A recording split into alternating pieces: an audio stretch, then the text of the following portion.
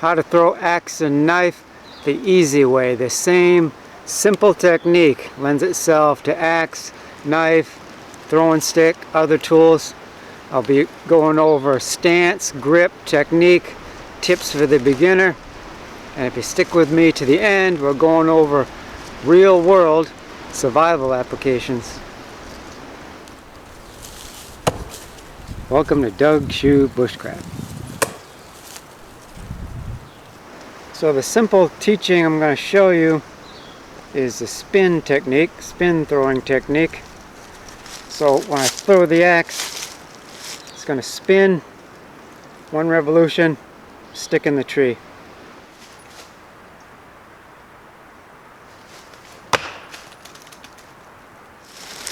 Okay, so the most important thing is your distance. It's basically always going to be the same distance for that to spin around once, close to the same. Not exactly, you need it to be pretty exact, so you need to practice. So most important thing is your distance. For this length of hatchet, I think it's between 14 and 15 inches.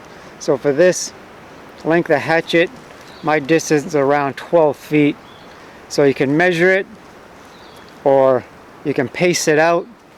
The way I pace, it's 4.5 steps basically. So I know my distance, and then you want to do everything the same every time. That's what you're training yourself to do. So the grip's the same, your stance is the same, your technique is the same. You just learn to do everything the same each time. So when you're learning, flat ground is better. If there's a bunch of rocks and bumps and holes, that's not as good. Something flat, and then need a target.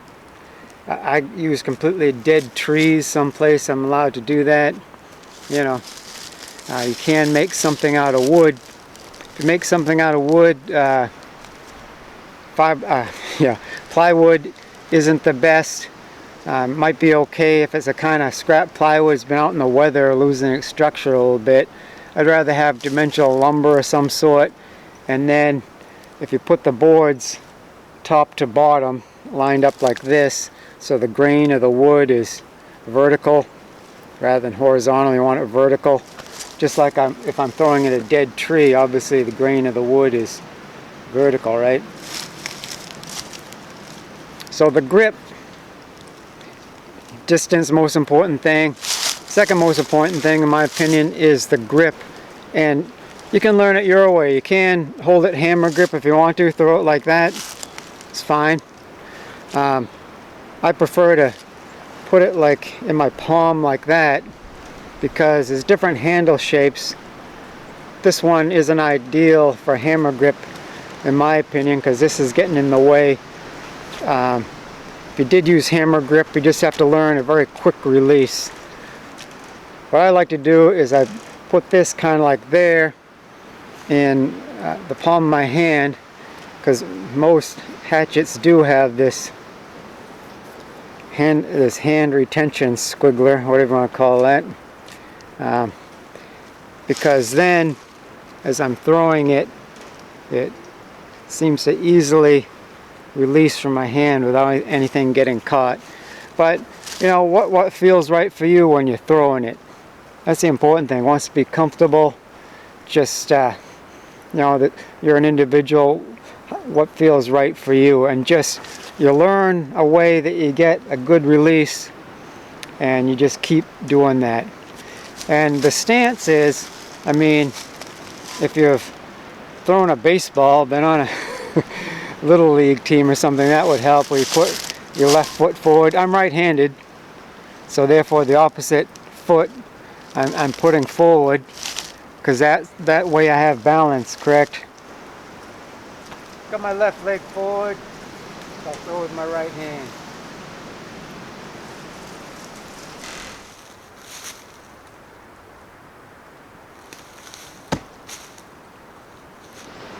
Okay, so start out maybe 12 feet, throw it at the tree, keep trying until you get a stick. Probably won't happen the first time, so you could try a little bit closer, a little bit further away. till you get a stick and you target. And I like about there. See how the axe has a little point? This one is flared up. Not all of them are, but even so, it's kind of a triangular point there. So I find that's a good way to get a stick. That would be ideal. If I get it, it is stuck, but it looks like that. That's probably because a little too far away. If I get a stick, but the handle's like straight up and down, probably too close. If I get a stick, but the handle is actually touching down here, probably way too close. So you just try, and then after you do get the stick that you want, mark it on the ground, put a stick or a rock on the ground or whatever you do, then pace it out or measure it, and then when you try again, you're practicing again, you're ahead of the game.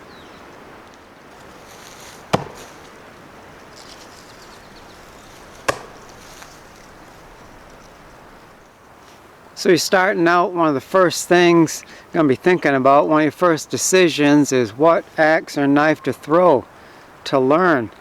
And I'd recommend something inexpensive. Something you already have or something you can buy inexpensively.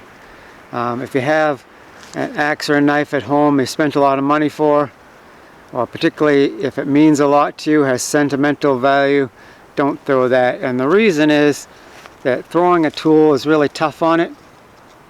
Let's say I throw this, it's one thing, thunk, it hits a tree, sticks in the tree. I could do that almost forever.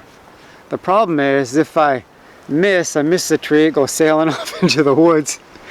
Or if I miscalculate, instead of sticking into the tree or target the way I want it to, handle hits first, then that's liable to break my handle.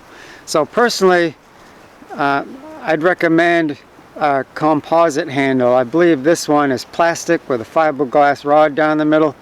Not that I've taken apart this particular one, but all I have, that's how they're constructed, and it's very rugged. Wooden handles are good too. I like the classic old-timey look of the wooden handle.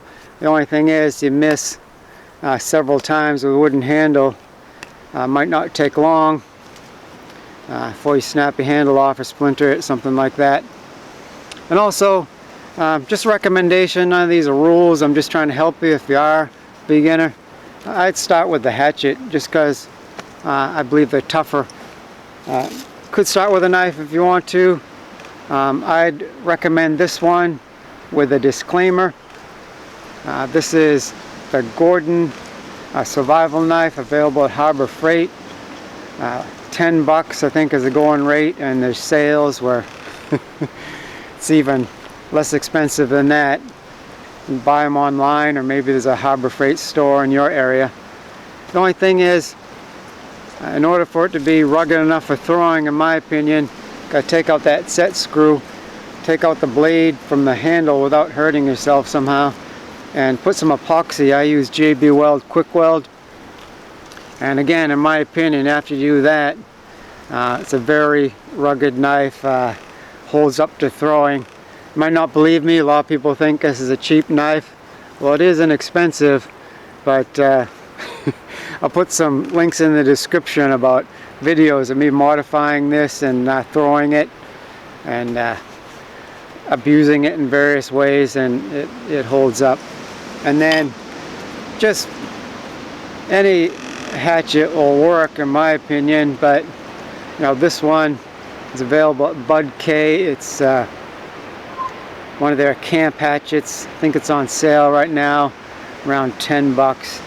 I found it at a flea market, even cheaper than that. So really, if you can find one, cheap one at clearance somewhere, or yard sale, something like that, cheaper is better, because even with a composite handle, you're learning, you miss a bunch of times, might break it, right?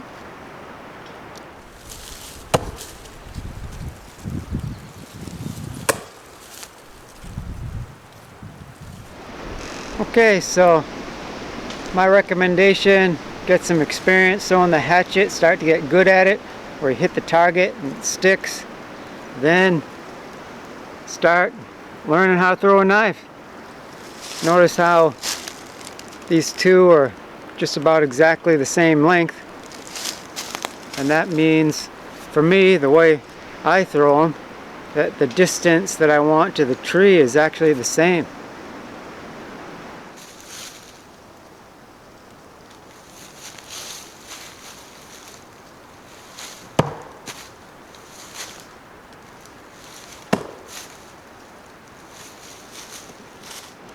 And again, get some practice, and practice with your one target, that you measure the distance or paste out the distance and it's level, and then start mixing it up.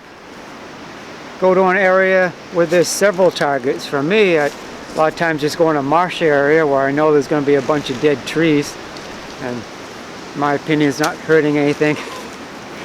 Use the dead tree as a target. So you can try targets that are level, try hitting a target that's high up, one that's low down on the tree, one near the ground, or actually try throwing a fallen log or a target right down on the ground. And what you're doing then is practicing for a real life survival situation, which is harvesting small game. And this isn't theory, this goes back thousands of years with people. Typically what they'd use would be a throwing stick. So, you know, let's say you were stranded somewhere, wherever the situation is, gonna harvest some small game. Even if I had the hatchet, probably wouldn't use that itself. It depends on the situation, how confident I am I can throw that at the target without losing my tool or breaking it. Really, better strategy just about all the time is to make a throwing stick. Find or break or cut a stick same length as that. And if I can find something that has some sort of burl or knob at the end, that's even better. You know, if I had some time around camp with the axe or knife or something, I could make a nice throwing stick. Okay, now I don't just have this one tool, I have the throwing stick that I'm intending for hunting. I lose it, break it, or whatever, still got my main tool. So this technique, throwing stick, it's been used for small game like squirrels, maybe a rabbit, small ground bird, something like that. I don't know if it's legal in your area, what sort of laws or regulations you have, but here in New England it was done by native tribes, and I believe the same is true for around the world, the simple throwing stick, and therefore in some sort of emergency would still work. However, you know, when I'm throwing an axe, throwing a knife out in the woods, it's for fun. I get some exercise, brings me like a childlike joy. I mean, if you haven't watched the videos, I had fun. I think you'd have fun watching them as well. But it's just fun for me. But if you do take my advice and you find a way where you're walking through the woods or wherever and you have different targets, high and low, and you try different techniques, it changes it up. Because if you have 1 foot forward and then throw, that's one thing. If you take a step forward, or if you're running forward, these are things you have to learn. You're not going to get the stick until you learn the differences. But I think it's fun.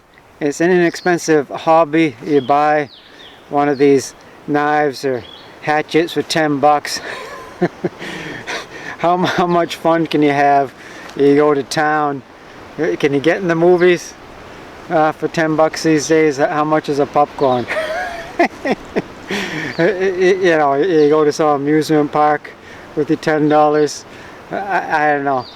I'd rather be out here in the woods. And I thank you guys for joining me. I think that's all for now. So I'll see you again soon.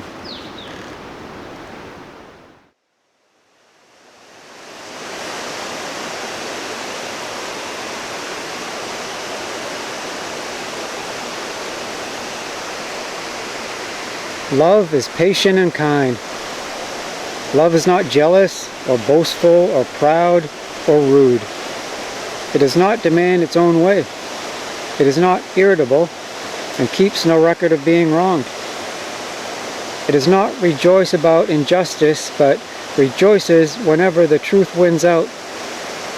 Love never gives up, never loses faith, is always hopeful, and endures through every circumstance. 1 Corinthians 13, 4 through 7.